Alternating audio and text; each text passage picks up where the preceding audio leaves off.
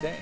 Kevin, we will see you in a little while. Thanks, Joining Kevin. us now is Janet Benestad, the Cabinet Secretary for Faith Formation and Evangelization in the Archdiocese of Boston. And Janet, thanks so much for being with us today. Jay, thank you for having me. We have a lot to talk about because Yes, we have a lot do. of work to do. People, I think, are going to be surprised what they hear today. Tell us about this upcoming ballot initiative that is very dangerous. The upcoming ballot initiative is a petition initiative in Massachusetts that would allow a resident of Massachusetts to request lethal drugs from his or her physician should that person be diagnosed with a terminal illness. The illness would have to be specified as one that would cause death within 6 months or less. The person asks two physicians, that you need two physicians to certify that the person has the mental capacity to request the drugs. Although no psychiatric evaluation is required, it would only be done if the physician feels that the person is in need of that, but is not required under the law. And also 2 witnesses are required to testify to the mental capacity of the person. Those witnesses can be strangers. One of those witnesses can be an heir to the person's estate.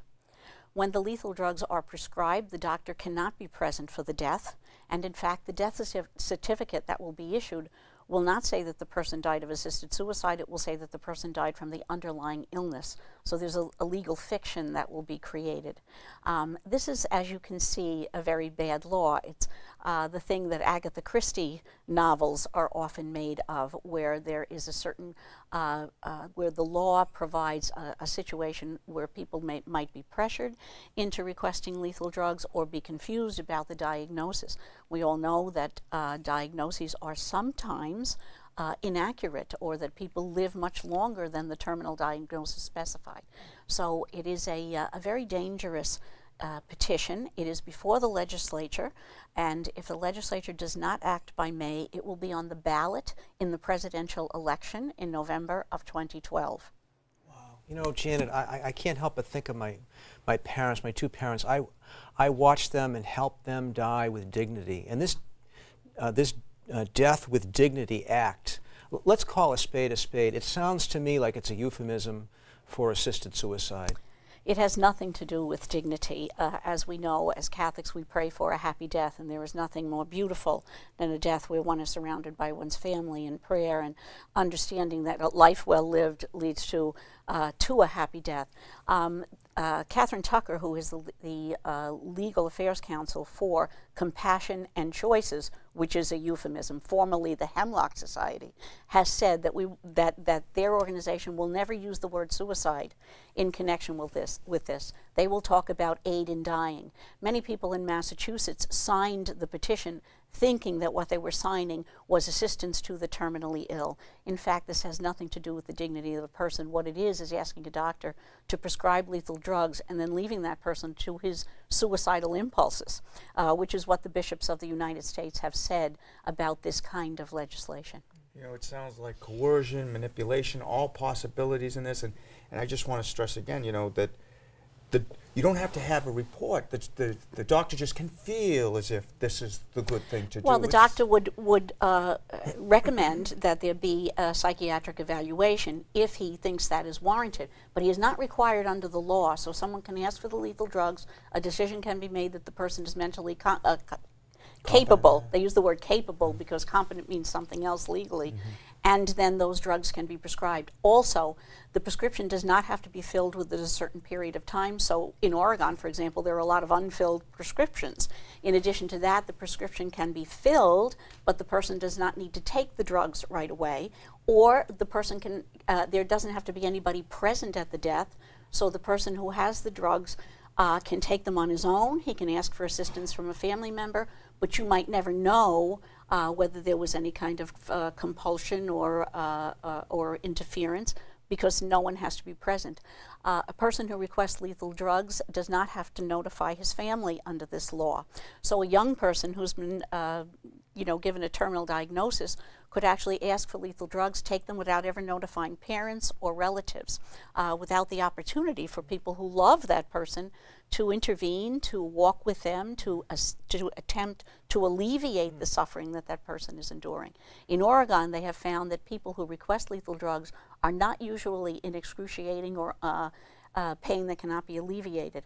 In fact, there's more of this is based on the opportunity to control the death than it is to alleviate the suffering connected with the illness. A lot of ifs. There seems to be a lot of ifs in this. There are not a lot of safeguards in this legislation. I remember and Father Reed actually knew him. My friend Dave Saunders, who had ALS. Yes. And Dave was a faith-filled man, and as many people know, ALS is a terrible disease. And he was afraid. But his last few years, which were extremely difficult to in a sense, were also extremely beautiful. He had dignity. He had 3 young children who were around him the whole time. He loved those moments with the children, being with the children. And I think he's an example to all of us of how he lived out his life to the very end as a man with purpose, as a man, as a family man, as a father, as a husband, and a man who wanted to continue. And for him, it was all about life. Now, the Catholic teaching against suicide means that Catholics want to prolong life at all costs, like Dave did. So what does this mean? We want to prolong life, but not at all costs. Under Catholic teaching, one can refuse treatments that are burdensome or that have no benefit. Catholics need to know that, because many Catholics feel that they cannot say, I do not want to have a certain treatment. For example, an elderly person who is diagnosed with cancer can refuse chemotherapy if that is going to place an undue burden on him or his family, or is going to have no benefit. In addition to that, Catholics believe, and in fact, Catherine Tucker, the legal affairs director for Compassion and Choices, said the Catholic Church wants people to suffer. Catholics and anyone who is in pain can have as much medication as they need to alleviate the pain, even if the medication hastens death.